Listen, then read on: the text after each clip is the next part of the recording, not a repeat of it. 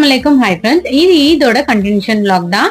ஷீர் குர்மா செய்யும் போது நட்ஸ் கொஞ்சம் அதிகமா போட்டு செஞ்சோம்னா ஷீர் குர்மா சாப்பிடும் போது ரொம்பவே நல்லா இருக்கும். எங்க வீட்டுல நானும் என் பையன் தான் விரும்பி சாப்பிடுவோம். எங்க ஆடு நேத்துல இருந்து ஒண்ணுமே சாப்பிடல.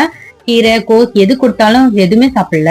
ரொம்பவே கோவமா இருந்தது. எல்லாரும் பக்ரீத் அன்னைக்கு பிரியாணி செய்ய மாட்டாங்க, மறுநாள் தான் செய்வாங்க. வேலை அதிகமா இருக்கும் இல்லையா, அதனால எங்க வீட்டுல லஞ்சுக்கு பக்ரீத் அன்னைக்கு சப்பாத்தி குருமா அந்த மாதிரி சாப்பிட மாட்டாங்க. அதனால பிரியாணி செஞ்சிடுவேன்.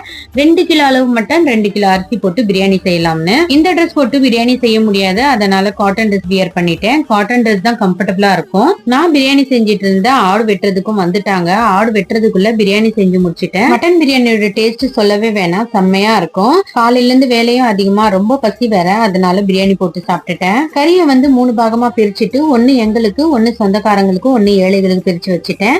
நிறைய பேர் வாங்கிட்டு போயிட்டாங்க. சொந்தக்காரங்களுக்கு ஈவினிங் போய் நானும் ஹஸ்பண்ட் போய் கொடுத்துட்டு வந்தேன். இந்த டே எனக்கு ரொம்ப ஹாப்பியா போச்சு.